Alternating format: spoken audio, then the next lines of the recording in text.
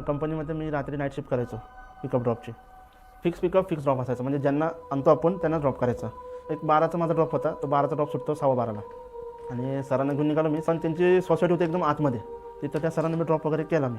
तिथनं निघालो मी, म्हणजे ऑनलाईन टॅक्सी मी चालू केली.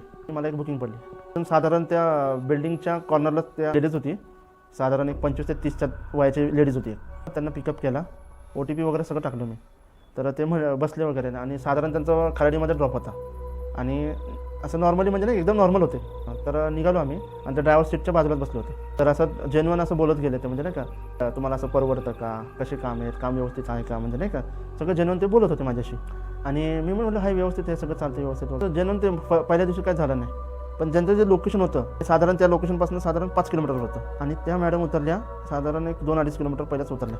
ते म्हटलं इथंच थांबा, मला इथंच उतरायचं. म्हटलं इथं कुठे उतरता, मला इथं कोण घर नाही काय नाही, इथं कुठं उतरता, तुमचं लोकेशन तर पुढे. म्हटलं नाही इथं जरा माझं दुसरं काम आहे, ते काम करून मी जाते. ठीक आहे म्हटलं. त्यांना सोडलं मी आणि माझं कंपनीत गेलो. दुसऱ्या दिवशी काय झालं, दुसऱ्या दिवशी पण सेम टायमिंगला मी ड्रॉप वगैरे त्या सरांना सोडलं. बुकिंग पडली मला, इन्सिडेंट झालं, तीच बुकिंग मला पडली. ते मॅडम त्याच जागी थांबले होते, जिथनं काल पिकअप केलं त्याच जागी थांबले होते. पण त्यावेळेस ती शांत होती. मग मी पण काय एवढं हे नाही केलं, म्हणजे मी पण चालत गेलो. तर मॅडमला एक विचारलं, मॅडम तुम्हाला त्याच लोकेशनला सोडायचं आहे का अलीकडं सोडायचं आहे. फक्त एक शब्द म्हटले, इथंच थांबा, मला उतरायचं आहे. माझ्या ड्रॉपला वगैरे गेलो मी. तिसऱ्या दिवशी पण कोविड इन्सिडेंट सेम तसंच झालं. पण जे तिसऱ्या दिवशी मी अनुभवलं ते माझ्या आयुष्यातलं खूप बेकार दिवस होता तो. सरांना वगैरे सोडलं मी, बुकिंग पडली, त्याच मॅडमची पडली. त्या मॅडमला घेतलं तरी तिसऱ्या दिवशी पण मॅडम शांत होत्या. त्यांचं पेमेंट कसं होतं, वॉलेट पेमेंट होतं. मी काहीच बोललो नाही, मी चालत गेलो. तर चालतं काय झालं, मी माझा जे हेडफोन आहे तो हेडफोनचा डब्बा खाली पडला. मॅडमला म्हटलं मी, मॅडम जरा डब्बा हे करता का.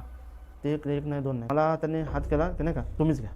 तो डब्बा घ्यायला गेलो तर जे मी बघितलं ना, थोडी माझ्या पायाखाली जमीन खचकली. माझ्या पायत ना पाय असे उलटे होते. तिथंच मी असं शॉक झालो. 2 मिनटं मला कळत नाही, म्हणजे असं वाटलं की माझं हृदय थांबला का काय.